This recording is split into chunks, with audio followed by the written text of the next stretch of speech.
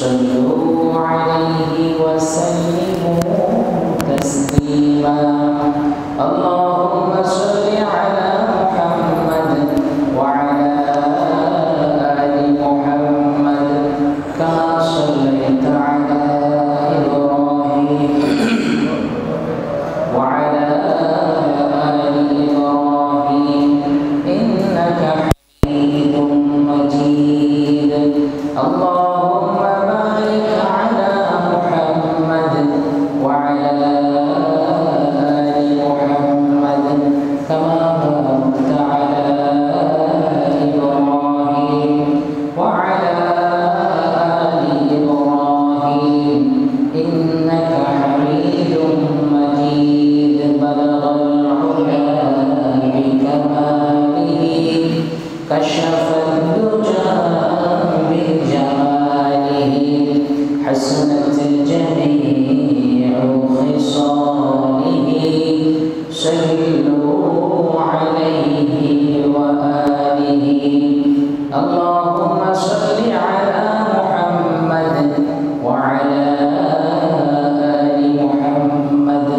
كما صليت على إبراهيم وعلى آل إبراهيم إنك حميد مجيد اللهم بارك على محمد وعلى آل محمد كما باركت على إبراهيم وعلى آل إبراهيم إنك حميد مجيد معزز محترم حضرات علماء کرام حفاظ عظام উপস্থিত প্রাণপ্রিয় সম্মানিত সুধী মণ্ডলী শুকরগুজার করছি আল্লাহ সুবহানাহু ওয়া তাআলার দরবারে যে মাহবুব মেহেরবান ঈদুল আযহার পর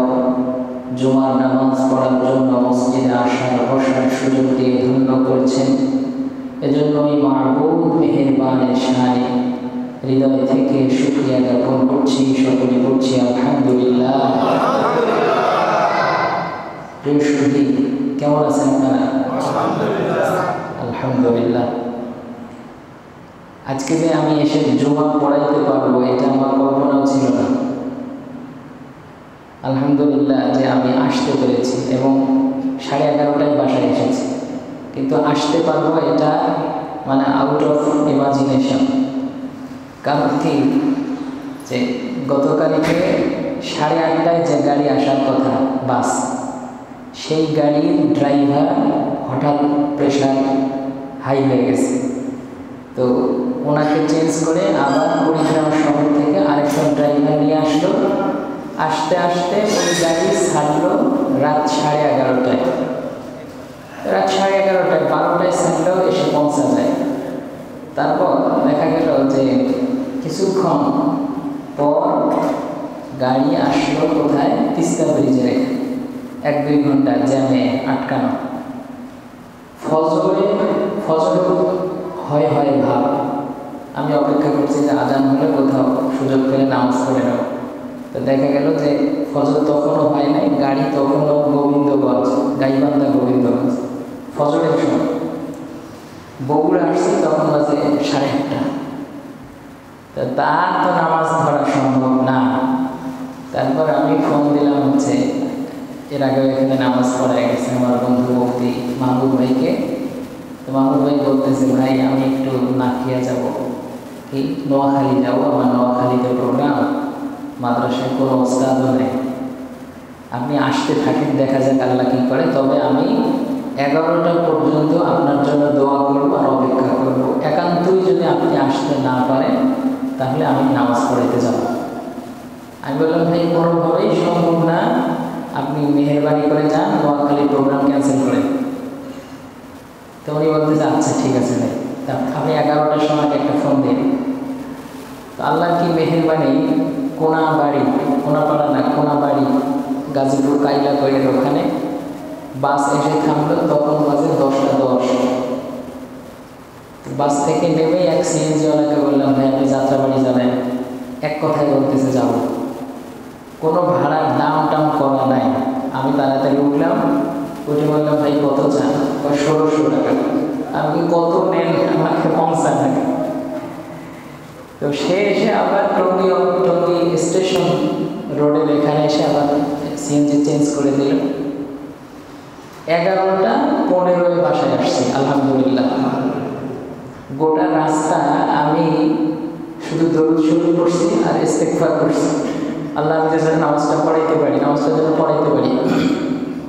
ওই সময় আমার কাছে মনে হয়েছে হযরতে আব্দুল্লাহ ইবনে আব্বাস রাদিয়াল্লাহু তাআলা আনহু, তিনি একদিন রাসূল সাল্লাল্লাহু আলাইহি ওয়াসাল্লামের বাহনের পিছনে বসা ছিলেন।